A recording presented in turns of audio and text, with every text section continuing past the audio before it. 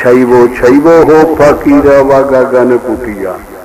तो इस तरीके से यही तालमेल कहीं किसी महात्मा के शब्द में बैठा ले, वो लेवलिंग करता जाएगा, लेवलिंग करता जाएगा।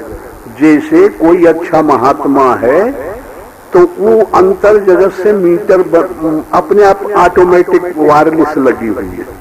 तो अब इस समय फलानी जगह एक महात्मा है, उनको पता होगा कितने लोग इस लेवल में टकरा रहे हैं, समझ में आ रहा है ना। तो उसको अंतर जगत से भाव मिलेंगे। अच्छा, किसी का शरीर छूट गया उनमें, तो वो आकर के उनसे मिलेगा, अंतर जगत में मिलान होता है, अकवारी मिली। हाँ, ऐसा ही होता रहता है।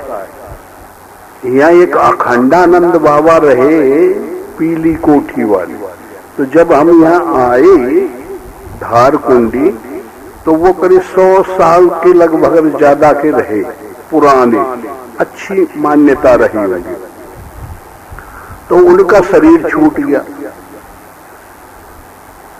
और हम यहाँ आए महीना 2 महीना हमको हुआ।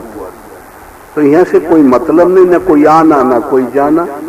तो वो हम देख रहे हैं, ध्यान में बैठे तो हम देखे कि वो आके नहीं और हमसे अकवारी और मिल रहे हैं। तो मैं कही कहा है या बाबा जलंधर नाथ पुराण बाबा बात का है। तो और बहुत प्रसन्न है, फिर रोए दी सी है। तो मैं के बात क्या है, बस इतना चित्र आया, लेबलिंग हो गया। हाँ, तो इससे वो आत्मा जो है ये लेबलिंग करती है कि ये लेबलिंग जैसे कहते हैं ना पीएचडी पीएचडी पीएचडी, तो डॉक्टरेट जो है तो वो कर लिया, वो भी कर लिया, वो भी कर लिया, लेबलिंग हो गई ना। है ऐसी शैली से तो का नाप तोल है इसका। हाँ, तो हमने कहा में कि फिर वो बात बनी रही अंदर अंदर। तो कुछ दिन में 10 रोज में कहे फलानी तारीख को उनका निधन हो गया, इतने बड़े सुबह 4 बजे। अरे मैं के बाप रे बाप, और न लेना न देना, न हमसे परिचय, न पहचान, न कुछ मतलब। ऐसे ऐसे समय समय पर टक्कर होती रहती है अंतर जगत में। हाँ, और मिलान हो जाता है, किसी को जाना होगा तब मिल जाएंगे, आना होगा तब मिल जाएंगे, प्रोग्रेस होगी तब मिल जाएंगे, प्रमोशन हो रहा है तब मिल जाएंगे। ऐसा ये चलता है, ये सब बताने की चीज नहीं रहती। हाँ, पढ़। देखी प्रताप मूढ़ खिसियाना, करे लाग माया विधि नाना। जिमि को करे गरुड़ से खेला, डर पावे गही स्वल्प सपेला। जासु प्रबल माया वस, शिव बिरंची बड़ छोट। ताही दिखावई निशिचर निज माया मति खोट। नाना भांति पिशाच पिशाची, मारो काटो धुनि बोलहि नाची। आपूय रुधिर कचहाड़ा, बरसई कबहू उपल बहु छाड़ा। बरसी धूरी की नसी अंधियारा, सूझे नयापन हाथ पसारा। कपिया कुलाने माया देखे, सब कर मरण बनायहि लेखे। कौतुक देखी राम मुस्काने, भय सभीत सकल कपि जाने। अध्याय हैं, इनको कहते उपनिषद। ये वेद की ऋचाएं हैं, ये जो हम लोग बात कर रहे हैं, इन अर्थों का नाम यह है। ये ऐसी चीजें कि हर साधक को भिगोते रहते हैं, अंतःकरण को छेदन करते रहते हैं, मन को शंका में डालते रहते हैं। ये सजातीय परमाणु कभी अटैक करते हैं, कभी विजातीय परमाणु अटैक करते हैं। साधक के दिल, दिमाग, अंतःकरण, सुर, इंद्रियां, देवता, अधिभूत, अधिदैव, इनको भेदन करते रहते और हम समझ नहीं पाते। उनके ये नामकरण हैं, हम नहीं समझ पाते। जैसे फलाने बैठे, अब मन ही नहीं लग रहा भजन में और मन भागत है इधर उधर, अब वो का मतलब तो जानते नहीं है कि मन क्यों भाग रहा है, नहीं समझ। जैसे हमने एक किस्सा बताया था कि एक लड़का, एक महात्मा बड़े अच्छे रहते थे, तो एक लड़का आया और कहा महाराज मैं भजन करियो, सेवा करियो, तो रहने लगा। जब रहते रहते रहते रहते बहुत दिन बीत गए तो वो लड़के के बड़ा सुंदर लड़का रहा, बड़ा सही लड़का रहा, बड़ा साधन करने वाला था, मन एकाग्र वाला था। तो कुछ ही दिनों में वो कहने लगा कि मुझे गया जाना है महाराज, अपने गुरु बाबा गया जाना है। वो गया कहा करोगे? कि तीर्थ करे का मन है, वहां जाना है। तो महात्मा सोचे कि ये के अंदर कर, ये कहां से आए संकल्प का पता लगाना चाहिए कि पहले तो ये संकल्प थे नहीं, ये कैसे आए। तो उन्होंने ध्यान से देखा तो पता चला कि 5 दाना चना के वहां एक एक कभी के रखे हैं, उन्हें इनको पाना चाहिए।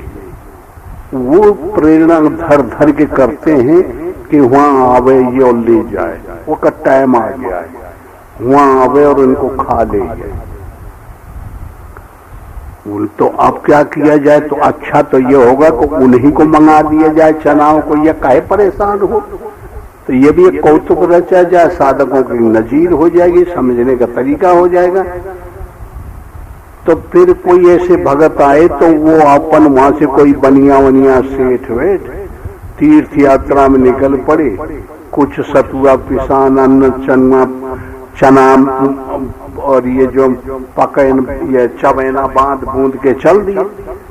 तो खाते पकते धीरे धीरे वो फिर वो एरिया में भी पहुंच गए और खाते पकाते तीर्थ यात्रा करते करते एक रोज वो महात्मा के पास आ गए। वो दर्शन करे संयोग बस।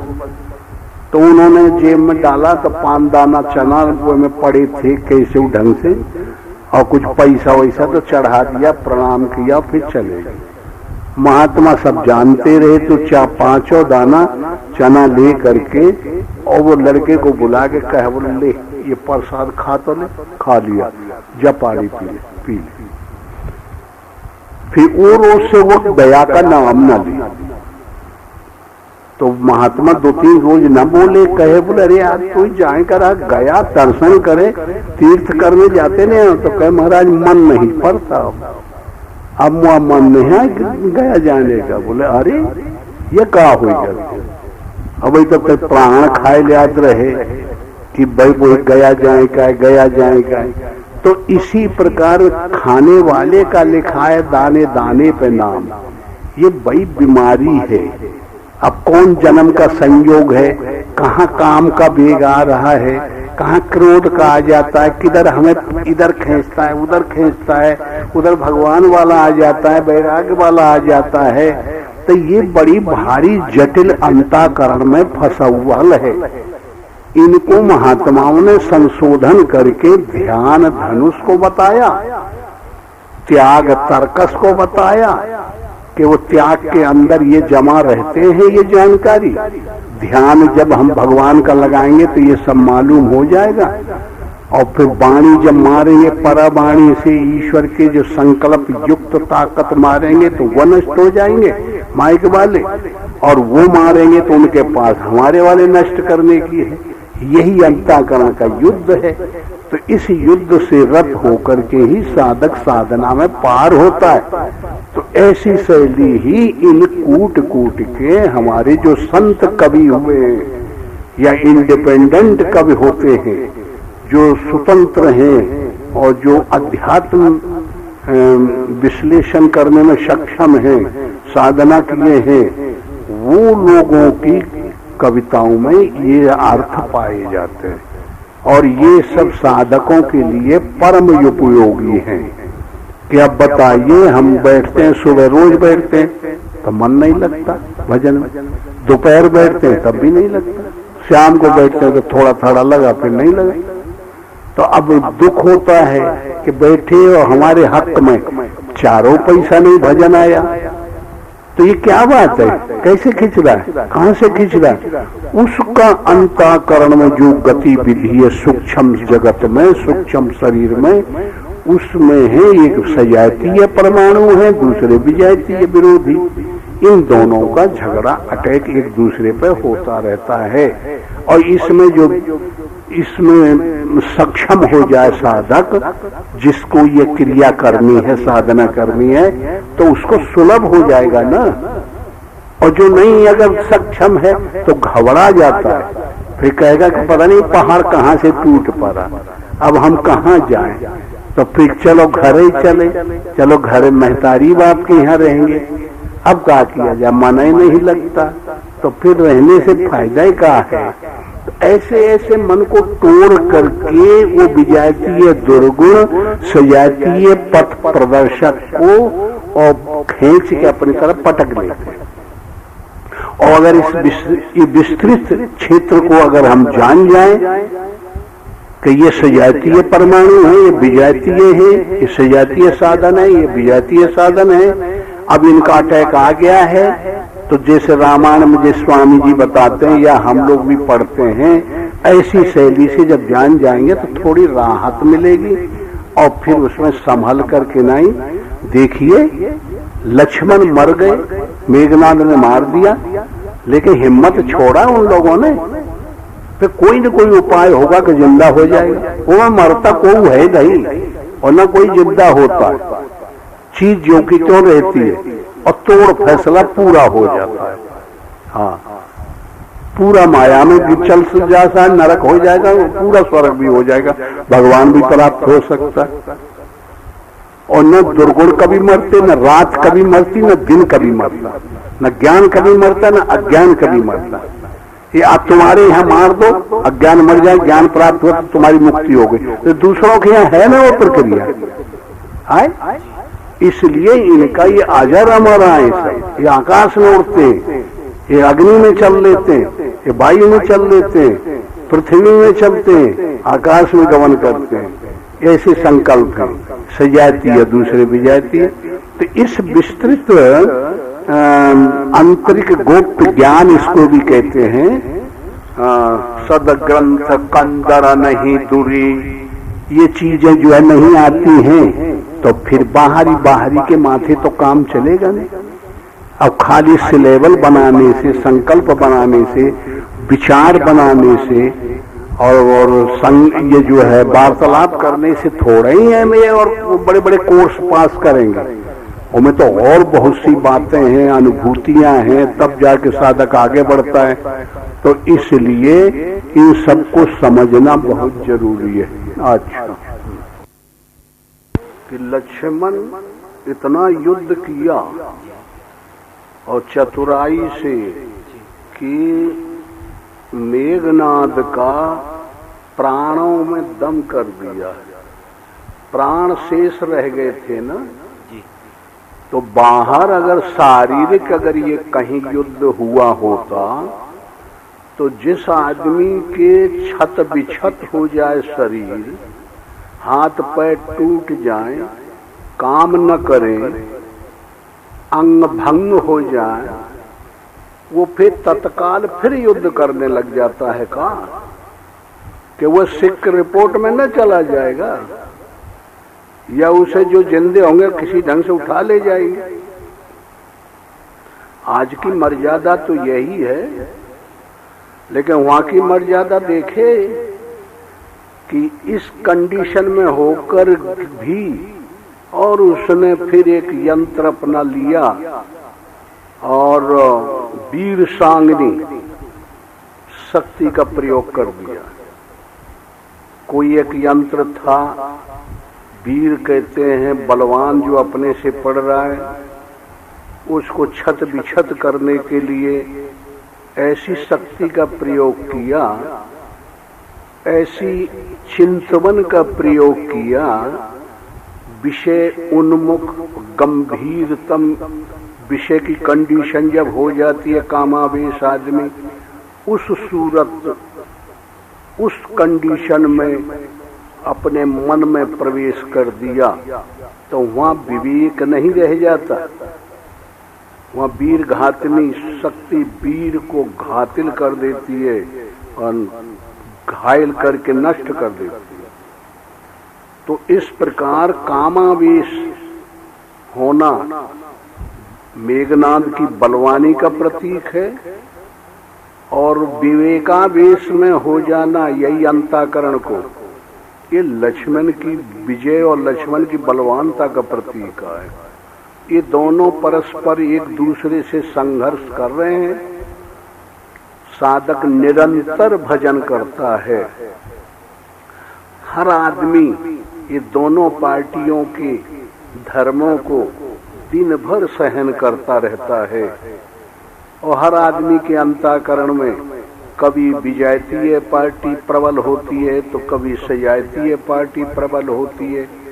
लेकिन जो पराधीन है, जो असंयमी है, जो संयमित नहीं रहते, उनके अंतःकरणों में इसका कोई गणना और कोई इसका लेखा जोखा या साधन या असाधनीय तौर तरीका नहीं होता।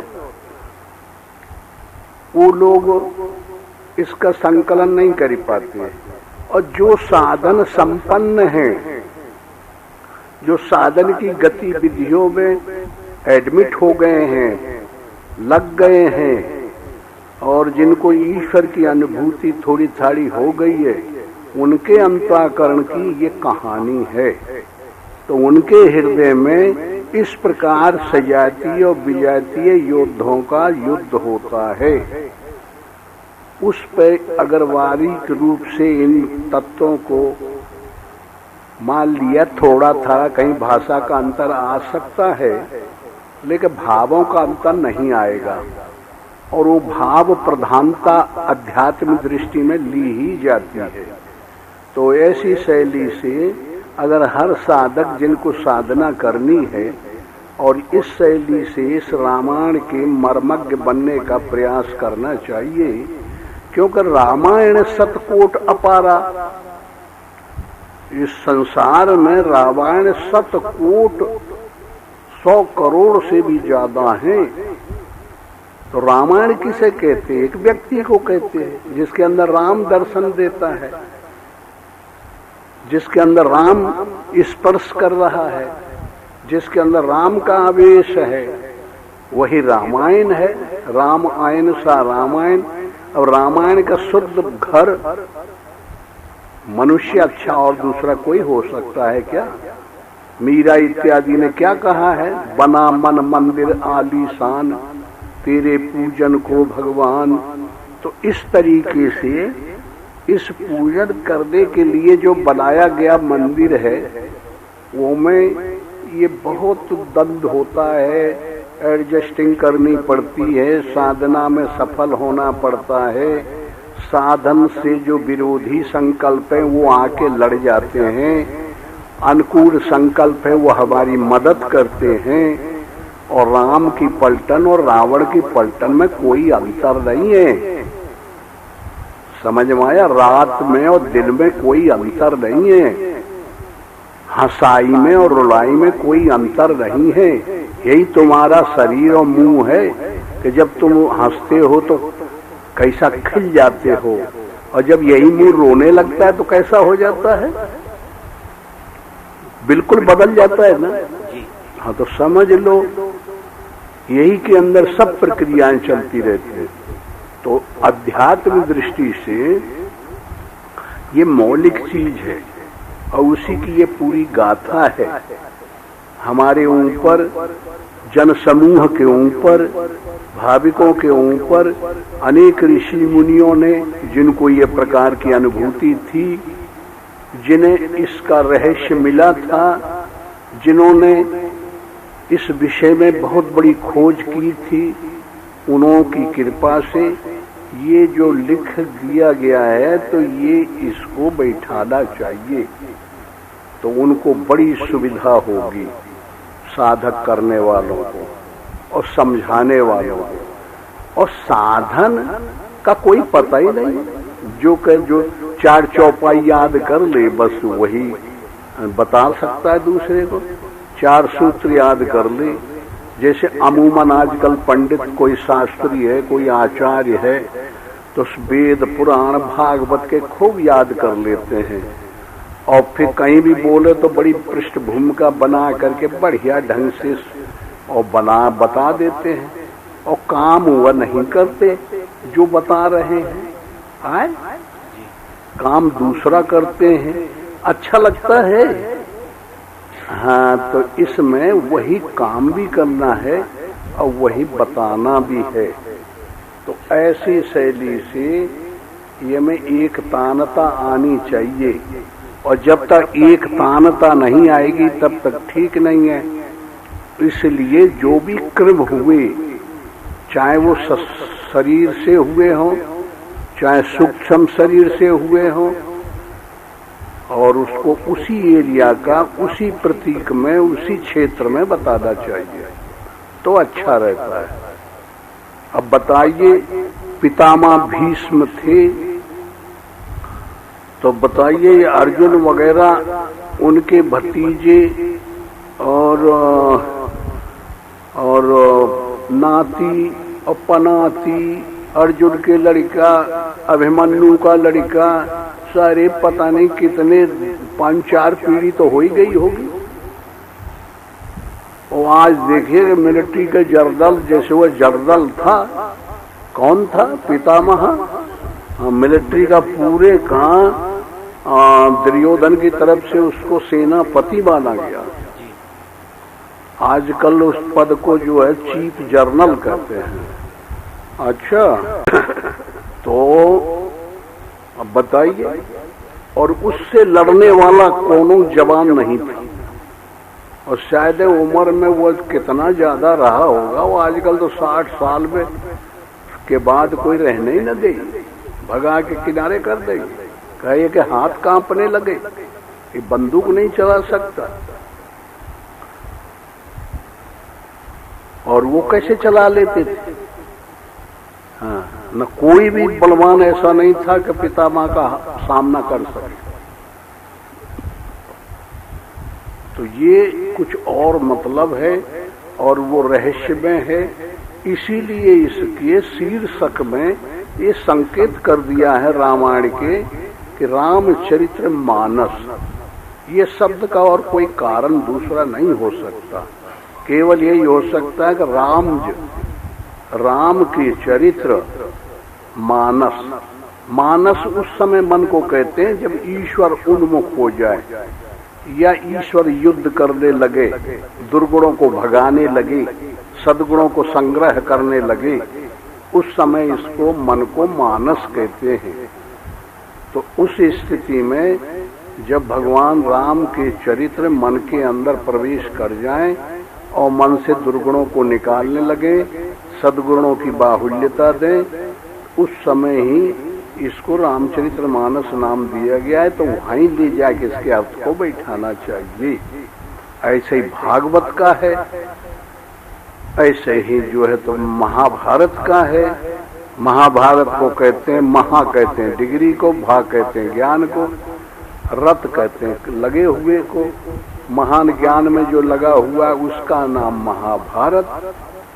न कि वहां कहीं वो खूनों की नदी बही मरे कोई, ये तो बात के बतंगड़ है। साधक के अंतःकरण में मरते हैं और साधक के अंतःकरण में जीते हैं, और वहां का युद्ध है।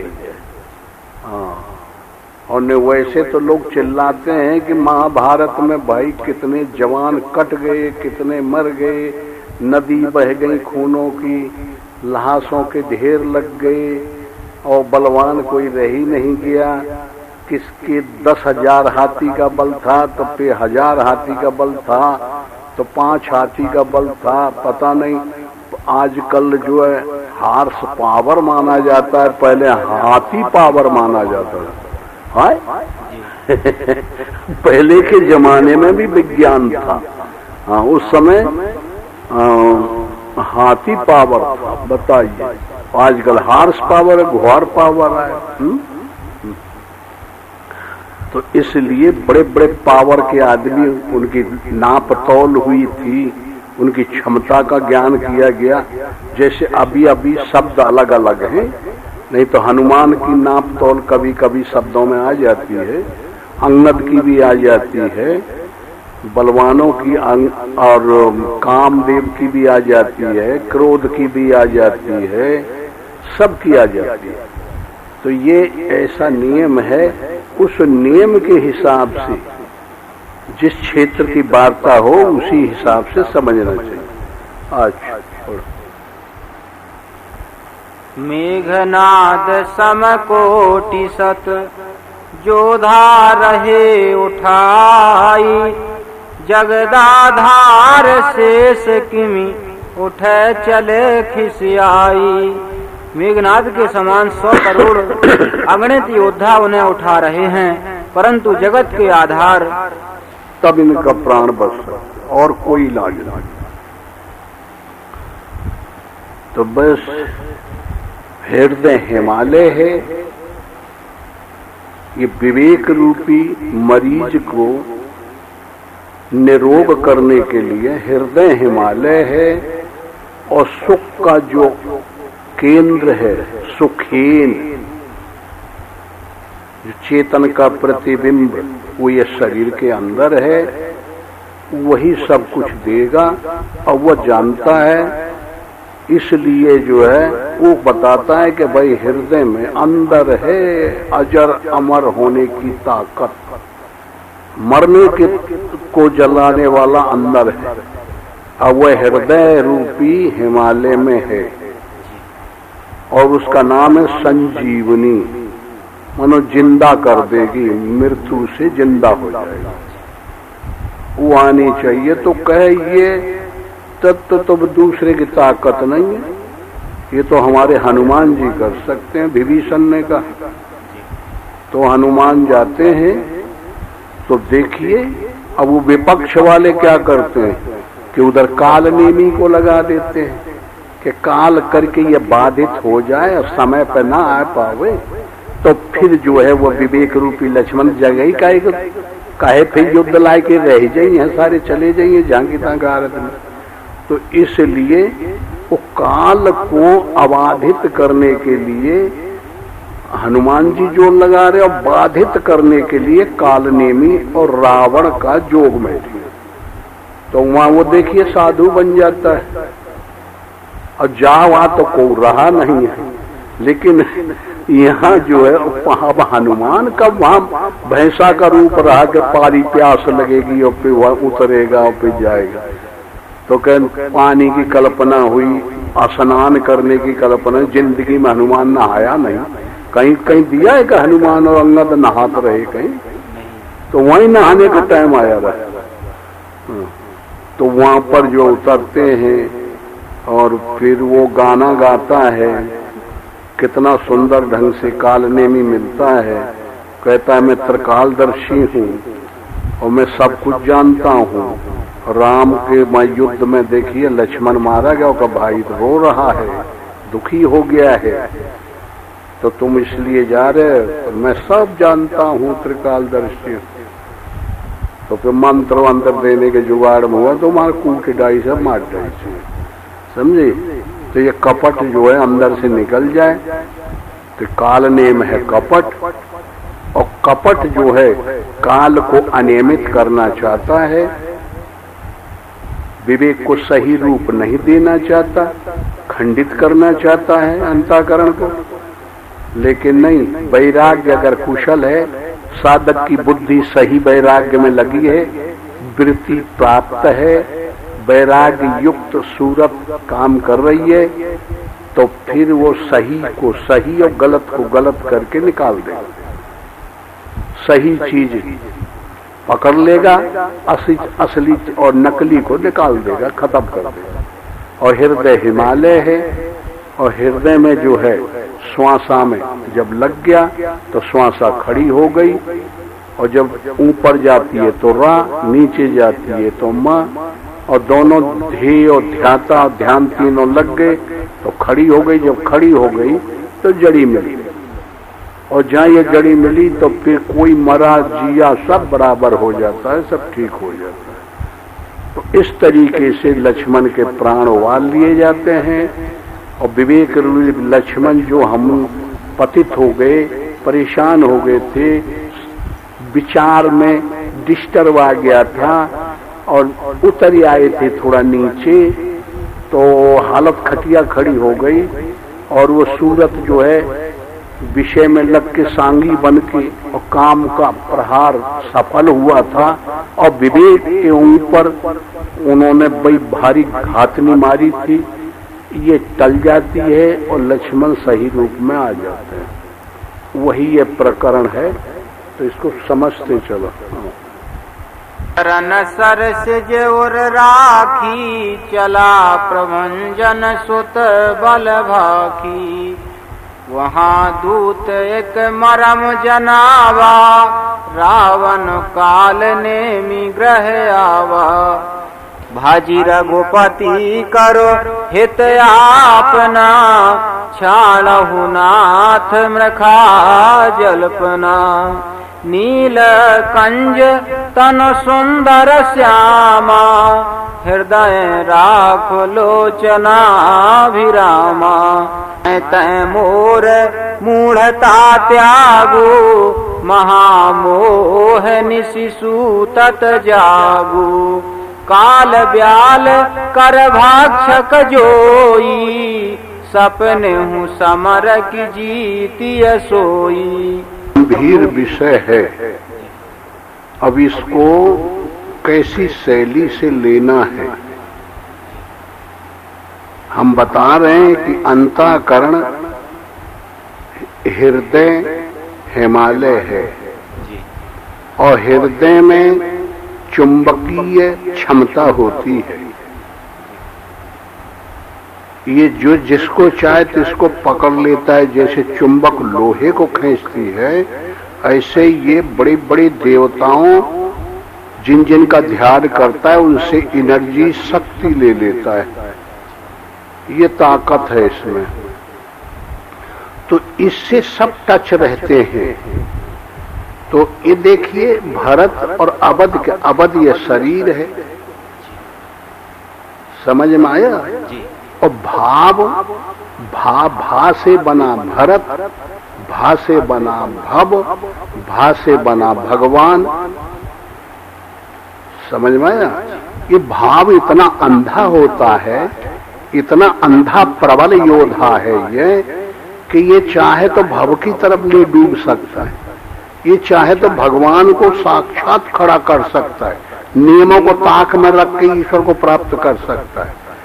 चित्रकूट में तुम लोगों ने सुना होगा कि जनक, राजा जनक, वशिष्ठ, गुरु वशिष्ठ और माता कौशल्या और तमाम बुद्धिमान जितने वहां जुटे थे, सब दांतों में उंगली दबा गए थे और भरत ने सबको पराजित कर दिया था। हाँ, जहां तक कह दिया है कि वो अबलासी मुनिमति ठाड़ तीर अबलासी, भरत महामहिमा जलराशि, मुनिमति तीर ठाड़ी अबलासी। क्या हालत हो गई मुनि की, जो कि त्रिकालदर्शी हैं, सब जानते हैं। लेकिन इतनी सुंदर तर्क वहां भाव भरत देता है कि जो कि वो लोग भी लाजवाब हो गए, उनका उत्तर नहीं दे पाए। तो ये भरत एक ऐसी चीज है कि ये सब देख रहे हैं जो क्रिया हो रही है। सूक्ष्म शरीर भी डटा है, कारण शरीर भी डटा है, स्थूल क्षेत्र बना हुआ है, उनमें सजातीय अलग काम कर रहे हैं, विजातीय तत्व अलग काम कर रहे हैं। क्या क्या प्रेजेंट में घटना हो रही है, ये सब निहार रहे हैं। तो होता क्या है कि जैसे कोई आदमी को दंडित हो जाए, कोई हमारा समकक्षी है और वो बीमार हो जाए, तो हमें थोड़ा सा अच्छा लगेगा कि बुरा लगेगा? जो सजातीय व्यक्ति है उसको बुरा लगेगा कि अच्छा नहीं है भाई, चाहे कोई भी हो, अगर भले आदमी रहे, उनको बीमारी आ गई, भगवान उनको ठीक करो, ऐसा कहेगा। लेकिन जानते हो ये संसार दो से बना है, एक अच्छाई एक बुराई से। तो दोनों बात किन्हीं किन्हीं के मन में ये आता है कि अच्छा है और ये कम से कम इधर से बलाय टरी उधर चली गई, हम समकक्षी रहे दोनों, हमारे ऊपर आ जाती तो अच्छा रहा कि वो ऊपर चली गई, ये भी भाव आ सकता है ना। तो ऐसी शैली से ये और भरत जो है भगवान के अनुयायी आए, उनका चार्ज लिए हुए हैं और उन्हें बताना है कि कंडीशन कैसी है। अब बताने के लिए दूसरा कोई तंत्र तो है नहीं, अब हनुमान से अच्छा तंत्र, अब हृदय से कनेक्शन देकर के यंत्र। तो इस तरीके से हनुमान जी जब संजीवनी लेकर के मनश्वासा के जरिए और प्रगति को प्राप्त हो रहे थे और सेंस आ रहा था शरीर के अंदर, विवेक आ रहा था और उसे लाने के लिए साधनरत थे, समझ में आया। और क्या कंडीशन है राम की, क्या हालत है, ये भरत को दर्शाने के लिए, भाव को दर्शाने के लिए ये क्रिया होती है। तो ऐसे ढंग से ये आदान प्रदान एक साधक का सूक्ष्म से कारण में, कारण से स्थूल में, स्थूल से सूक्ष्म में चलता रहता है। तो उसी का एक परिणाम है ये कि ये भी हमारे पुराने सहयोगी हैं, हमारी जो प्रेजेंट में कंडीशन है इसको ये जान जाए। तो न हनुमान जी को ये ऐसा करते, कुछ हुआ थोड़े ही था, एक शब्द मारा, ध्यान जो है एकाग्रता धनुष है और उसमें त्याग की जो स्पीड रहती है वही तर्कस केंद्र है, उसमें ये परावाणी रूपी बाण रखे रहते हैं, इन्हीं से क्रियाएं होती हैं अंतर जगत में। दूसरा 303 और राइफल और गोली और 12 बोर तो वहां है नहीं। तो इस तरीके से इतना ईजाद पहले ये लोग कर पाए थे। तो ऐसी शैली से वो जो है और परावाणी से अंतर जगत से ये भाव आया और जहां भाव आया तहां फिर ये समझ में आया कि ये बात क्या है। तो फिर जो है तो हो सकता है कि ये विकार कहीं इधर परा हुआ है तो हम लोगों का न तहस नहस कर दे गए, ये उधर जो है सब गड़बड़ी आ गई है तो यहां भी न करे। ऐसी शैली से उसको समझने के लिए और यहाँ उस परावाणी से और एक टच करते हैं और जब जैसे ने वो राम राम राम राम स्मरण करने लगते हैं हनुमान, और स्मरण जहाँ करते हैं तहाँ वो चीन जाते हैं कि भगवान के भक्त हैं ये। तो मिलान हो जाता है जात भाई का, और जब मिलान हो जाता है तो फिर बस सब हालत बता देते हैं। तो भाव रूपी भरत स्तब्ध रह जाते हैं, करीब बाप रे बाप मेरी कैसी कंडीशन है, मैं भगवान का भक्त हूं, भगवान की ये हालत है, मेरे छोटे भाई मृत्यु परे हैं, मेरी भाभी जो है तो अरेस्ट है, अपहरण हो गया है, और मैं और इनको सब उभारने के लिए जो सहायक साधन हो रहे हैं उनको मैं बाधक बन रहा हूं। इसलिए ये पता नहीं चलता, कभी कभी भाव आ जाता है तो हम अंतर जगत में भजन करते करते वहां मदद करने लग जाते हैं त्याग की। तो कभी कभी कोई आके सामने खड़ा हो जाए सांसारी तो वह पर प्रेम भाव आ जाता है कि हाँ हाँ आशीर्वाद हो तो ठीक रही है। तो वह ठीक रही तो वह बिगड़ जाई ना। हमारी बात समझ में आई? इस संसार की बात बन जाई तो उधर अंतर बिगड़ेगी, उल्टा है यदि।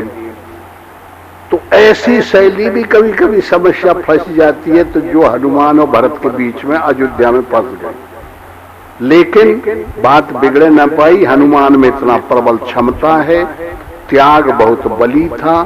साधक फिर इस बाहरी भाव में नहीं गया, किसी बाहरी आशीर्वाद देने में हनुमान जो है सांख्य की ये चक्कर में संकल्पों में नहीं पड़े। उसे मारो तो सुतबीरा और बारिद पार गयो मत धीरा, उसे मार ही डाला। उस तर्क भी तर्क कुछ नहीं किया। ऐसे ही और भरत के चक्कर में जरूर ये संकल्प फंस गया था। ये सजातीय पॉइंट है और वो काल नेम विजातीय पॉइंट था। दोनों माया है ना। त्यागई कर्म शुभदायक, तो अशुभ को तो पहले त्याग दिया हनुमान जी ने काल नेम का, और त्याग ही नहीं दिया, जड़ से नष्ट कर दिया।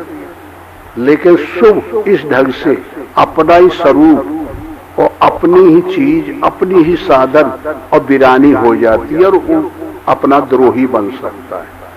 लेकिन जो साधक सजग है और जो निम्न स्तर के हायर लेवल के कोर्स को पूरा कर चुका है, संसारी आशीर्वाद और संसारी दया और संसारी भाव में न बह जाए और अंतर जगत सुप्रीम कोर्ट में भाव में बह रहा है और वो साधन रत है, तो वो साधक रूपी हनुमान इस सजातीय बंधन में और भाव रूपी भरत के बंधन में नहीं आ सकता। इसलिए कितनों भरत कहते हैं कि तुम खड़े हो, मैं सहायक देता हूं और सहायक पर बैठा के तुम अब भी पहुंचाता हूं। तो कहे बोला रे ये रहने दीजिए, अब मैं अब भी गया। तो देखिए हनुमान जी फिर उड़ के निकल जाते हैं और समय पर पहुंच जाते हैं और फिर लक्ष्मण को जिया देते हैं। ऐसे ढंग से इसको लेना चाहिए। है विवेक, ये बहुत कठिन है, ये भाई नहीं मिल सकता। इस संसार में बहुत कठिन है। तो इस बात को वो ऐसे शैली से करते हैं। अच्छा चलो। सौंपे मोही तुम ही गही पानी, सब विधि सुखद परम हित जानी। उतरु काह दहत ही जाई, प्रभु प्रलाप सुनि कान। विकल भये बानर निकर, आई गयो हनुमान। जिमि करुणा महावीर रस। हे भाई सुनि दस कंधर बचन तब, कुंभकर्ण बिलखान। जगदम्बा हरियाणी अब, सठ चाहत कल्याण।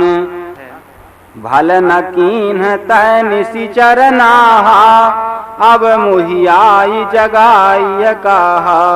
अजहू तात त्यागी अभिमाना, भजहु राम होहिय कल्याणा। है दस शीस मनुज रघुनायक, जाके हनुमान से पायक।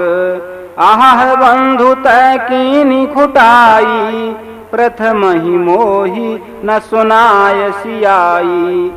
इन्हु प्रभु विरोध ही देवक, शिव विरंचि सुर जाके सेवक।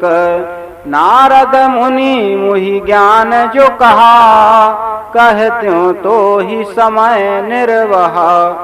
अब भारी अंक भेंटो मोहि भाई, लोचन सुफल करो मैं जाई।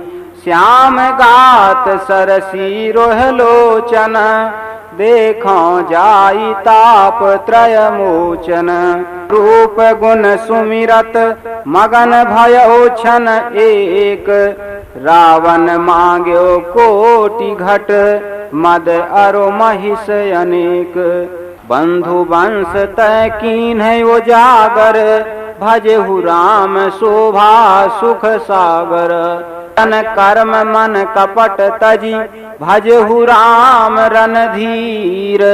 जाहु न निज पर सूझ मोहि, भयउ काल बस वीर। बड़ा बलवान है। आदमी को जब क्रोध का नशा आ जाता है तो फिर केहू का नहीं भजता, न ज्ञान का न विवेक का। न विवेक मदद कर पावे, न धीरज मदद कर पावे। क्रोध फिर रुकाया नहीं रुकता। वो है कुंभकर्ण। तो इसलिए वैराग्य है हनुमान। ये संसार के राग का त्याग करना, ये है मान, कहते हैं अभिमान। उसका हनन कहते हैं नष्ट करने को। तो हम हनुमान, हनन करे जो अभिमान का, उसका नाम हनुमान, न कि बंदर। बंदर क्या करेगा? ये तो एक उदाहरण है, जैसे रामलीला में राम बना देते हैं लड़का को, तो एक पाठ अदा कर रहा है और राम थोड़े हो जाएंगे। ऐसे है जैसे छोटी छोटी लड़कियां गुड्डा गुड्डी का खेल खेलती हैं, तो वो गुड्डा सही लड़का थोड़े पैदा कर पाई गुड़िया से, नकल आए। तो ये समझ लेना चाहिए। तो रामायण में जो ये हमारा इतिहास है, तो ये हमें आपको ये बताता है कि ये क्रोध कभी उठे